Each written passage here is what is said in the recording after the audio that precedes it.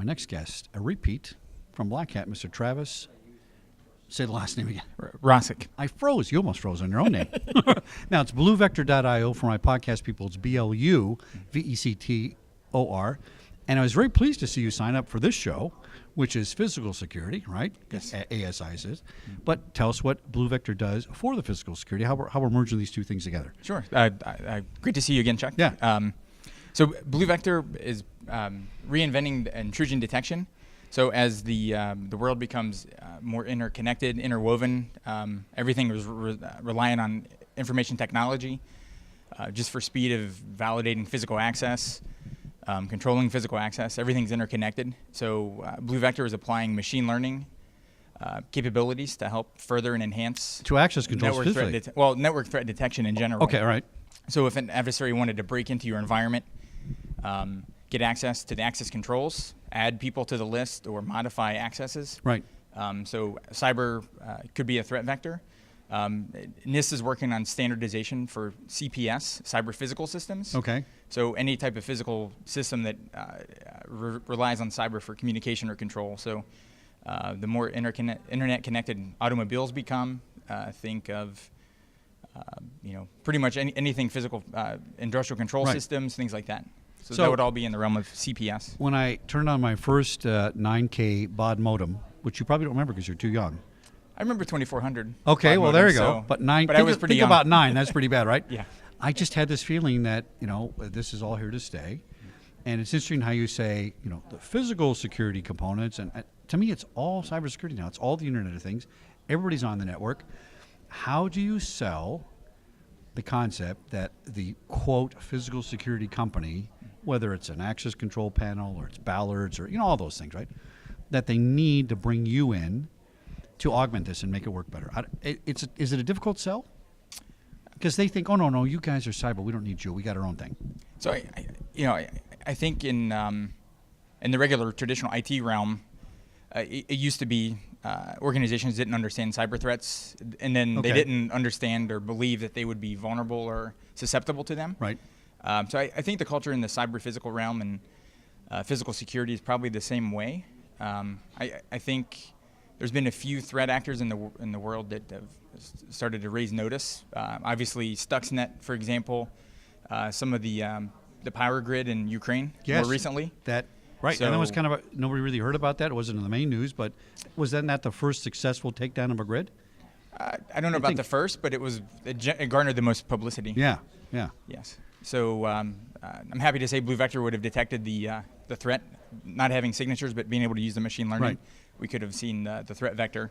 So typically what happens in industrial control systems or physical security, it's a typical IT system, whether it be a Windows system or server that's controlling those other systems behind it. So that's the entry point into that, most often than not. Okay.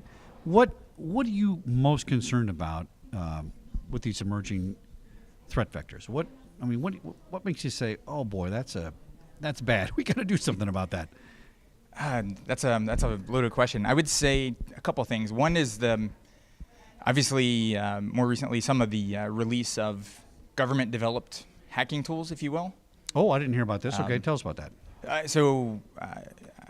WannaCry. Yeah. Did that come from government originally? I didn't know that. Correct. Yes. Okay. All right. All right. So the proliferation. So basically, think of proliferation of cyber weapons, if you will. Yeah. Military-grade cyber weapons in the hands of. Oh boy, that's not good. I'm not feeling good. Experienced or non-experienced adversaries. Yeah. So, as well as a black market is emerging in the deep and dark web for cyber weapons or cyber tools. Right. Some of them have SLAs. So, for example, ransomware as a service is a pretty growing trend. Yeah, and the average guy is making what makes $100,000 a year, and he's happy with that, and $1,200 to turn your computer back on, and then the big crime agencies don't like it.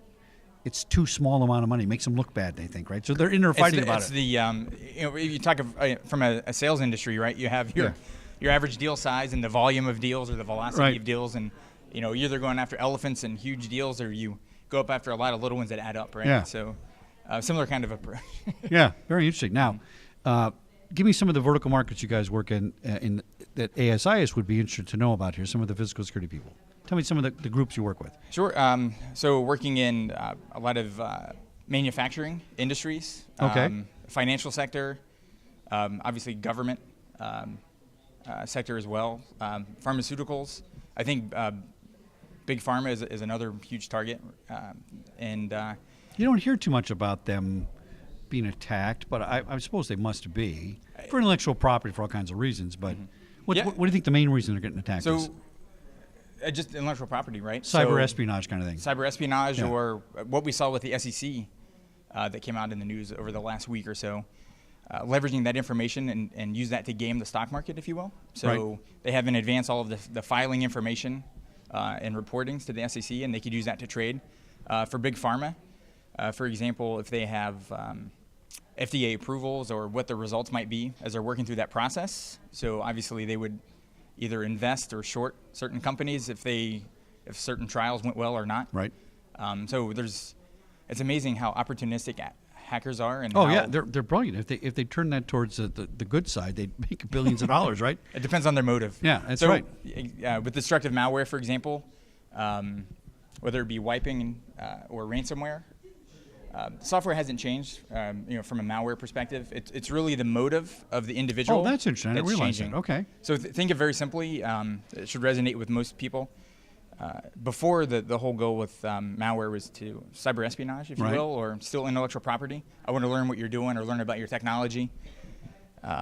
Think of that as like a copy command in Microsoft DOS, for example, or Linux. You want to copy some information.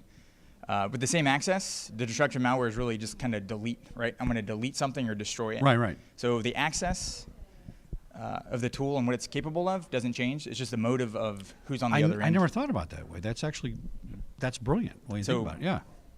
So So if you've ever been breached with malware of any sort, Right. You're just lucky it hasn't been destructive or the motive of the person Well, behind that's true. it. The motive. That's interesting. Exactly. Right. Now let's boil this down for my ASIS physical security friends. For example, out on the floor, we're going to see some pop-up Ballard companies. I love pop-up Ballards. I just think they're cool. Oh, yeah. So if some car is going to try and ram a place, you push a button and boom, those Ballards come up and that car's not going anywhere. Right. Now, if you're pushing that button, you might be pushing it from the control console in the guard booth. You might be doing it online, maybe, possibly, if you're the guy in charge of all that stuff. Tell us how Blue Vector could help that company make sure that thing functions. Because if I'm a bad guy, I'm going to pull a James Bond on you. We're going to go on your network and I'm going to turn all those things off. Right? And if I'm not paying attention, I don't know it's turned off.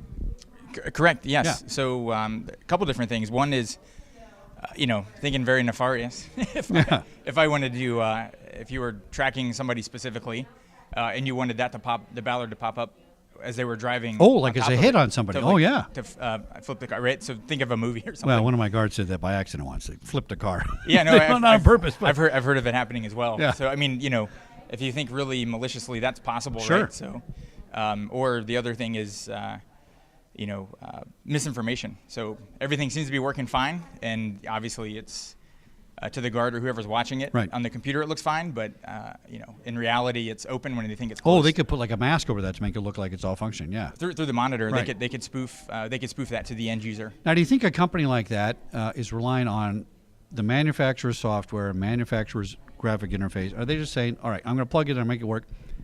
I don't need to worry about anything else. They told me it works fine.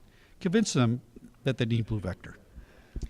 So, read the New York Times, the Washington Post, anything around cyber threats. If software is built by humans, there's inherent vulnerabilities or flaws within the software. Given the right adversary or motive to find or leverage those flaws, that's really all it takes. Given enough time or resources, anybody Right. can exploit or find a weakness. Yeah. They're inherently there. So I would say it's really a matter of timing, Okay, good point. a matter of when, not if. And Something most like that could software happen. for all these things is 80% open source code, which hopefully they checked. But sometimes they put it to market and say, you know what, we're not going to have a problem, and we'll wait till something happens. That could be too late. So recently the FDA recalled pacemakers because of cyber vulnerabilities. Oh, yeah, So they that's recalled interesting. several hundred thousand, deployed pacemakers. That was in Mission Impossible about 3 years ago, and people said, oh, they can't turn off a pacemaker remotely. And I said, sure, they can eventually, and now they're doing it. Absolutely. It's possible, yeah. That's right. Yep. Never say never. Travis, bluevector.io. Check them out at booth number. We're actually just presenting Oh, you're a giving some presenter. talks, correct. Oh, when are you doing that? Let's talk about the times on that. Sure. Giving a talk on cyber hunting. Okay. Oh, sorry. And how to leverage cyber hunting to Right. reduce your costs and impacts. And when's that? Actually, it just happened right before. Oh, we missed. Okay. Well. I believe it was recorded. All right. If not, visit the website and we can give you the content. All right. Excellent. TravisBlueVector.io. Check them out on the web. And we'll be back in a few minutes for one of our few last interviews here at ASI's 2017, Dallas, Texas. Thanks for tuning in at SecurityGuideTV.com. Thanks. All right. Excellent. Thanks. All right. Excellent. Thanks. All right. Excellent.